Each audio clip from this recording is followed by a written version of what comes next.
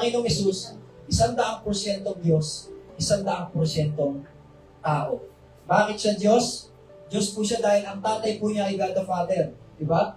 Hindi po si Joseph, ang kanyang ama. Kunting review lang. Bakit naman po siya tao? Dahil po tinawag siyang anak ng tao, dahil po nakiayon siya, nagkatawang tao po siya, nakiayon siya sa mundo, sa katawan ng mga tao, para po tayo ay sagipin, para po tayo ay iligtas.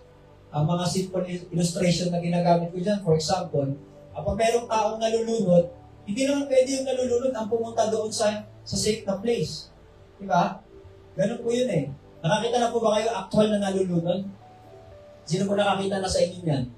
Actual nalulunod yung tao. Anong sinasabi ng nalulunod? Sabi, nakakasigaw pa ba yan ng tulong? Block na lang yata sinasabi yan. Block. Ganyan. Yung iba siguro nakakasigaw pa, pero usually ang nakikita kong nalulunod, nakasalit na ako ng mga tatlong nalulunod, ang paghinga na lang ang naririnig ko sa kanila. Mga ganyan-ganyan na lang sila. Halos hindi na yan makasigaw ng tulong. Diba? Hindi na halos nakakasigaw ng tulong. Ang naririnig na lang sa mga nalulunod yung ganyan na lang, diba? Tapos maya-maya, wala na. Hanggang sa lumubog na yan. Ang illustration na ginagamit ko yung illustration kasi napakaganda, alam niyo kung bakit. Bakit nagkatawag-tawag ang Panginoong Hesus? Hindi po natin kayang pumunta doon sa Kanya bilang mga banal. Kasi walang banal, wala iisa man. There is none righteous, no not one. Diba? Romans chapter 3 verse 10. Ang lahat ay nagkasala at hindi nakaabot sa kaluwalhatian ng Diyos. Romans 3:23 naman. Ngayon, sa kagandahang loob ng Diyos, siya mismo ang pumunta dito sa lugar natin. Diba? Yung nalulunod, sabi ko nga po sa inyo, 3 beses na akong nakasagip ng nalulunod na tao. Hindi mo pa pwedeng sabihin, halika, punta ka rito sa banda rito. Diba?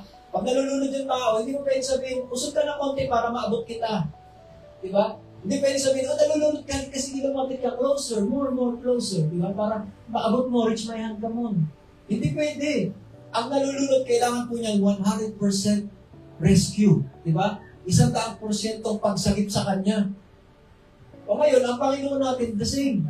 Wala po makakapunta kahit kaunti man. Yung mga description nga, pupunta ako sa langit, Panginoon. Bakit? Tapos po ako ng abugasya. Hindi po yun. Bagsak po yun sa pamantayan. Diba? Pupunta po ako sa langit, Panginoon. Bakit? Kasi po, ako po ay mabuti. Diba? Pilantropo. Yan. Ako po ay pilantropo. Matulungin, mayaman at tumutulong, nagkakawang-gawa. Namimigay po ako ng lahat ng kailangan ng kapwa ko. Kaya papapasukin mo ako sa langit. Babagsak po yun. Lord, papasok ako sa langit. Bakit? Ako po ay relihiyoso. Nakarami na po ako ng mga religion na napasukan. Diba? Nakapag-El Shaddai na po ako, nakapag-Sabadista na po ako, nakapag-Baptist na po ako, nakapag-Pentecostal na kung ano-ano pa.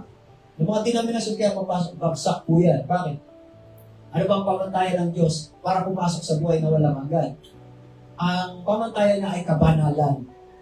Diba? Lahat po nung nabanggit natin, mga gawa ng tao, palpak po yun eh. Hindi ko naman sinasabing walang kwenta yun ha. Makakatulong yan. Kaya lang kung pamantayan ng Diyos, ang pag-uusapan, walang nakaabot lahat. Lahat po bumagsak. For there is none righteous, no not one. Kaya kahit ikaw pa yung pinakabanal, diba? Kung magkasala ka isang beses ng isang taon, sabihin natin. Kaya ako, aamin ako eh. Sa isang araw, nakakagawa talaga ako kasalanan. Hindi nga lang kagaya nung dati pa. Diba? Iba na ngayon. Iba na yung kasalanan noon, iba yung kasalanan yan. Pero hindi perfecto nakakagawa. Diba? Naiinis, nagagalit, nakakaisip na hindi tama, makasalanan kasi ang tao. Pero ikaw nagkakasala ka isang beses lang sa isang taon.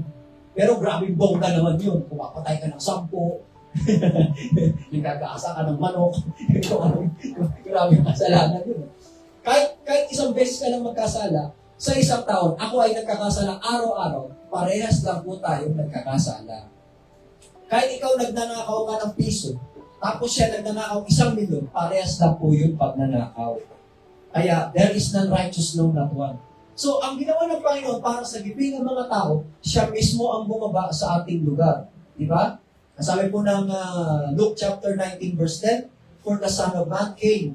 Dumating na tapos na Para daw to seek and to save that which was lost. Hindi po, inutusan ng Diyos, magsiparin ko kayo sa langit. Wala makakaparoon Diba? Kaya ang the best na ginawa ng Panginoon na paraan, siya ang bumaba. Di ba? Siya ang namatay dito sa ating pong lugar. Kaya kailangan na siya po'y magkatawang tao. Hindi naman natin kaya magkatawang Diyos. Hindi magkatawang anghel nga, hindi natin kaya eh. Sino po may kaya sa inyo magkatawang anghel? Ay, hindi kaya. Di ba? Kaya ang ginawa ng Diyos, siya po ang bumaba.